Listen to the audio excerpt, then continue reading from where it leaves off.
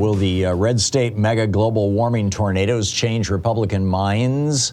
That's my op-ed today over at HartmannReport.com, my daily take. It's fascinating. A couple of things I learned when I was researching this article that I didn't know before. The United States has the worst weather in the world. Did you know this? I didn't know this. They don't have, they don't have the kind of weather that we have here on the African continent. They don't have it on, anywhere on Europe or Asia. They do have some bizarre weather in Australia, but it's nothing compared to the United States. And the reason why is because we've got two oceans on either side of us. Asia and Europe do, but they've got a much larger land mass, right? It spans, 15 time zones, I think, or something like that. And we've got the Rocky Mountains. And we're, way up in the northern hemisphere, and the ice is melting in the Arctic. And so, and we've got the Gulf of Mexico, this unique body of water that is much, much warmer than the oceans around it. And you add all these things together, and they create this insanely bad weather. There's a reason why L. Frank Baum placed, in his 1901 novel, The Wizard of Oz, placed it in Kansas. Because at that time, Kansas was the tornado capital of the United States, of the world. Yes, there are tornadoes all over the world, but we have most of them or more of them here in the United States.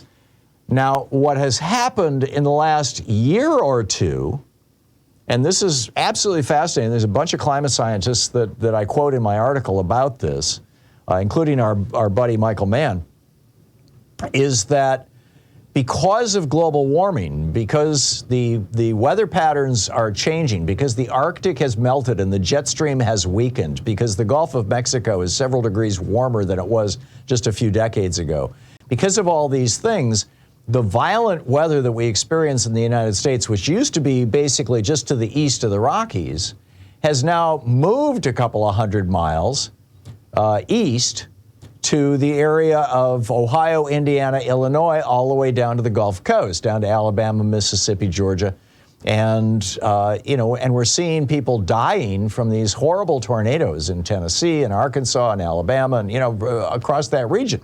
Places that, yes, of course, have had tornadoes for throughout history, but nothing like this. And nothing like this on a regular basis. I mean, I grew up in Michigan, and we had tornado alerts all the time.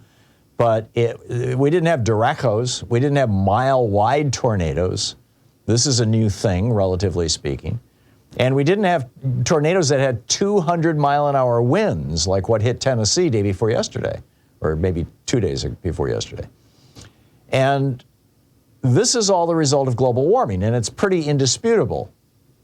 Which raises the question, I mean, in these red states, you've got Republicans who just do not believe that this is going on. 58% of Republican and Republican-leaning voters say that climate change, quote, is not an important concern. Only 17% of Republican voters believe that fossil fuels, quote, contribute a great deal to climate change. Only 17%. So, they've been believing the lies that bought-off Republican politicians have been shoveling to them for years now, for 40 years. I mean, Shell and ExxonMobil knew back in the 70s that their products were going to create global climate change, global warming. They knew this. They knew it beyond any reasonable shadow of a doubt. And yet, what have they done for 40 years? They've funded climate denial. They've funded Republican politicians who will lie to us about the state of climate change and the dangers of climate change, and who will absolutely refuse to do anything about it. So the question in my mind is, will these tornadoes, number one, will they start causing media in these red states to acknowledge that the climate has changed and that it might have something to do with fossil fuels? And number two, will they cause red state Republican politicians to then choose to do anything about it?